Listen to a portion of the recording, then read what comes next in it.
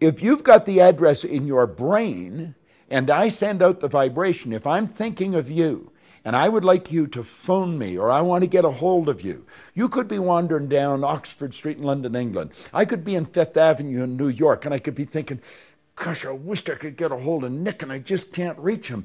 I was just talking to him this morning, you know, the odds of him phoning me are so slim. But I'm focusing on that. I'm sending out a strong charge of energy. Now, if you're not thinking, that vibration will activate cells in your brain about me, and that'll bring a picture in your mind.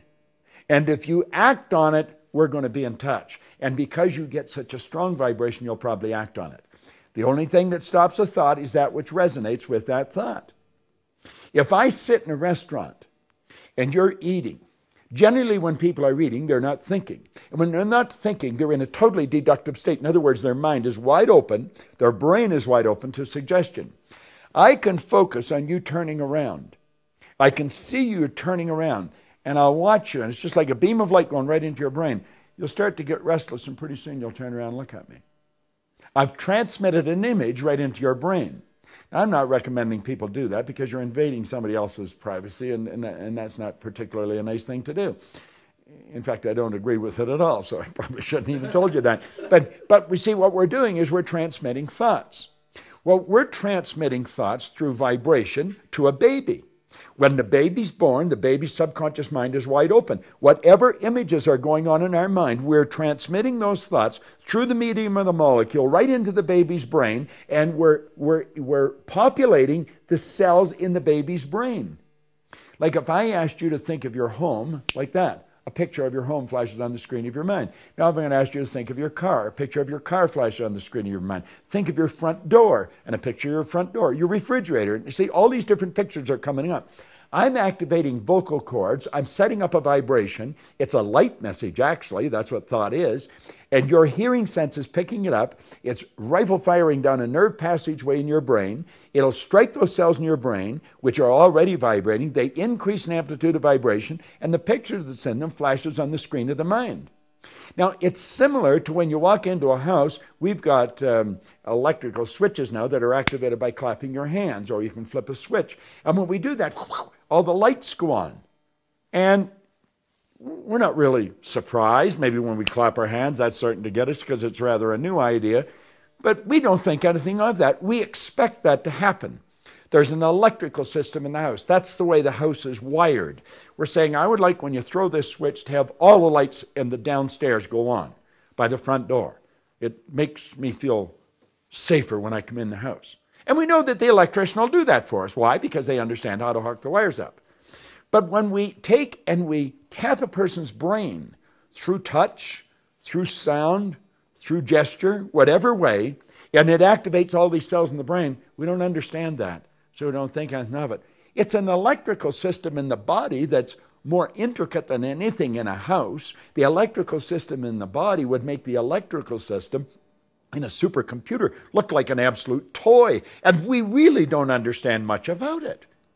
When there's pain in the body, that's a signal that something is not in harmony with the laws of the universe, with God's laws. I see the laws, God's modus operandi. And when there's discomfort in the body, we're violating the law. It's telling us we're doing something wrong. I don't care whether it's thought or movement or what it is. And we've got to shift the energy. And as we shift the energy, the pain will leave.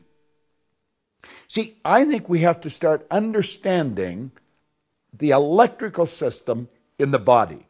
We have to start understanding energy for what it is. Energy is flowing to and through us. I call it spirit. Pure, unadulterated spirit is flowing into our consciousness. And we can make anything out of it we want because we have creative faculties. And as we start utilizing our creative faculties for the good in our life, we start really moving. Do you know, Napoleon Hill said that an educated person is not necessarily a person with an abundance of general or specialized knowledge. He said an educated person is a person who has so developed the faculties of their mind that they can acquire anything they want or its equivalent without violating the rights of others. See, memory, perception, intuition, the will, reason, imagination, these are all mental faculties. And we can develop them. And they're used to operate with the inside, where the power lies within us. Our sensory factors are helping us communicate and correspond with our outside world. And we've been programmed to live from the outside in. Now we've got to change that paradigm if we're really going to enjoy life into abundance like we're meant to. I think it was Steve Bowe said, God's gift to us is more talent and ability than we'll ever hope to use in our lifetime. Our gift to God is to develop as much of that talent and ability as we can in this lifetime. Well, if we're going to do that, we're going to have to understand our higher faculties, and we're going to have to work from the inside out. And then we just look at the outside to check and see how well we're doing. It's like going to a thermometer to see, where the thermostat's set. If the house isn't the temperature we want, we go and we adjust the thermostat. Well, the thermostat's inside, and we use our higher faculties to do this. Do you know, we've got mental faculties. I can walk by a person on the street, and I can tell you whether they operate from the right or left hemisphere of their brain. Like you operate from both right and left. You're a little more right than left. But I can just walk by you, and I know that. I was introduced to David here just a few minutes ago. David's dominantly a left brain person. He's got right brain, though. He's got a shy side to him that he keeps well hidden. So he would hold things inside that he just wouldn't tell people about. Now, I could walk by him and pick that energy up just like that. With a mental faculty we call intuition. Someone said prayer is when we talk to God. Intuition is when God talks to us. God's telling us what our environment's like. We've got to tune in and get the message. But most people don't know how to use that faculty. I use it. I don't even use it to invade people's privacy, but I use it to understand what the person's like that I'm communicating with, so I can communicate more effectively. We've got to get to know the other person. And the only way we're going to get to know the other person is to ourselves. Like I think I mentioned where it says at the Ark of Apollo, know thyself. That message has been there for 2,000 years. Most people know more about the operation of their television set than they do about themselves. The average person knows little, if anything, they think they're their name or their body.